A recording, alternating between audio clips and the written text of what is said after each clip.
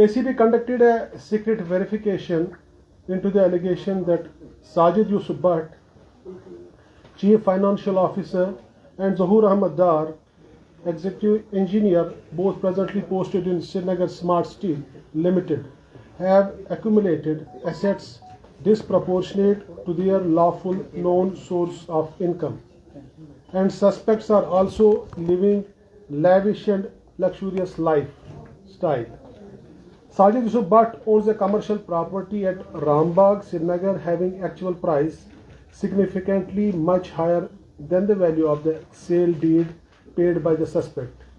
Besides, multiple bank accounts with suspicious transactions. In this way, public servant, namely Sajid Yusuf Bhatt, son of Muhammad Yusuf Bhatt, resident of Namlabal Pampur, at present Daulatabad Khan Yard, Srinagar, presently posted as Chief Financial Officer Srinagar Smart City Limited, has enriched himself illicitly by indulging in corrupt practices which attract commission of offences under section 13(1)(b) read with 13(2) of Prevention of Corruption Act 1988 for possession of these assets, which are obviously disproportionate to his known sources of lawful income. Accordingly, FIR 1-2025 has been registered in police station ACB Srinagar. Zahoor Ahmad Dar owns a lavish multi-storied house at lane number 5, Ghalibabad, Shaltank, Srinagar. One sedan car, suspicious bank transactions in personal accounts and accounts of his spouse, acquisition of benami properties and huge assets in forms of FDRs. In this way, public servant, namely Zahoor Ahmad Dar, son of Abdul Razak Dar, resident of Takam Waripora, Srinagar, at present Ghalibabad, lane 5, Shaltank, Srinagar, presently posted as Executive Engineer, Srinagar 8. Accordingly, case FIR number 2-2025 has been registered in police station ACB Srinagar.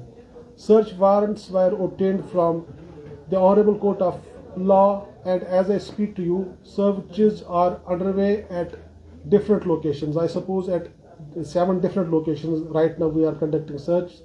And तो accordingly जो है हमारी जो investigation हुई इसमें, तो जो allegations जो इनके खिलाफ लगी थी वो सबस्टेंशिएट हुई. तो इसके बाद जो है we have launched FIR against both this government both this public servants. FIR number 1 और FIR नंबर 2 जो पुलिस स्टेशन ACB श्रीनगर है, तो उसमें हमने जो है FIR लगाया है और सर्च वारंट्स हमने जो है ऑनरेबल कोर्ट ऑफ लॉ से हासिल की है. एंड अकॉर्डिंगली उसके बाद जो है 7 डिफरेंट लोकेशंस पे अभी जो मैं आपसे बात कर रहा हूँ सर्च चल रही है. Thank you very much. Any questions? 1-2 ले सकते हैं सर. जो सर जी सर, इसमें जो आपने अभी ये सर्च किए हैं, तो क्या लगता है आपको कि कितना इसमें क्या और लोगों की इन्वॉल्वमेंट भी हो सकती है? क्योंकि अगर चीफ एडवाइजर जो आपने कहा चीफ फाइनेंशियल एडवाइजर हैं और executive engineer they are on top post, तो इसमें क्या और ज्यादा लोगों के हो सकता है कि उस पर भी कार्रवाई होगी? और कितना बड़ा ये घोटाला आपको लगता है? फिलहाल जो है इंडिविजुअल्स के खिलाफ जिनका मैंने नाम आपको यहाँ पे बता दिया, उनके खिलाफ ये कार्रवाई चल रही थी और उसके फलस्वरूप जो है वो हमने FIR लॉन्च किया है. अभी तक सर जो आपने सर्चेज वहाँ पर की हैं, क्या किसी तरह की कोई एविडेंसेस आपको मिल पाए हैं या कुछ कागजात तो हैं वो जब्त किए गए हैं अभी तक? चूँकि सर्चेज अभी चल रही है, तो जैसे ही उसकी डिटेल्स आएगी तो उसको फिर उसी अकॉर्डिंगली जो है उसमें कार्रवाई की जाएगी. सर, बहुत से लोग ऐसे हैं जो शिकायत करना तो चाहते हैं, लेकिन आप मीडिया के माध्यम से बाकी से बता दें किसी को किसी तरह की इस तरह की जानकारी सर, क्या मैं क्वेश्चन कर सकता हूं सर अभी? जी प्लीज. एक मिनट, जस्ट अ मिनट. यहाँ से एक क्वेश्चन आया था कि अगर कोई जो है सिटीजन, कोई यहाँ का रहने वाला जो है कोई शिकायत करना चाहता है, ओबियसली हमारे पास माध्यम है जिसके थ्रू वो हमारे पास आ सकता है. उसका जो है नाम भी जाहिर नहीं होगा और उसमें जो है कार्रवाई अमल में लाई जाएगी. जी क्वेश्चन शायद श्रीनगर से है. कहाँ से प्लीज? सर, मैं श्रीनगर से. सर, जिस तरीके से आज हमने कई लोकेशंस पे रेड्स देखी ACB की तरफ से और कई ऐसी जगह पे हम भी गए सर कवर करने के लिए, तो क्या कुछ आपने साइट से कवर किया है? क्या उसकी जानकारी दे पाएंगे आप? दूसरा ये है कि लगातार 2019 से जब स्मार्ट सिटी वजूद में आए तो लगातार क्वेश्चंस जो है उस पर रेज हो रहे थे जिस तरीके से कंप्लेन हुआ, आप कह रहे हैं कि कंप्लेन आई है हमारे पास और उसके बाद में हमने ये सब एक्टिविटी की है, तो क्या हम ये सब देखिए आगे आने वाले दिनों में जिस तरीके से 2 एम्प्लॉइज का नाम लिया जा रहा है, क्या इन्वेस्टिगेशन होगी और भी कुछ आशंका या इसमें फंसने के लिए बाकी एम्प्लॉइज की? तो जैसे आपने कहा कि इस वक्त आपको खुद भी पता है कि सर्चेस चल रहे हैं, तो जब तक वो कल्मिनेट नहीं होंगे तो तब तक शायद I will not be in a position to reveal what we have actually seized from those locations.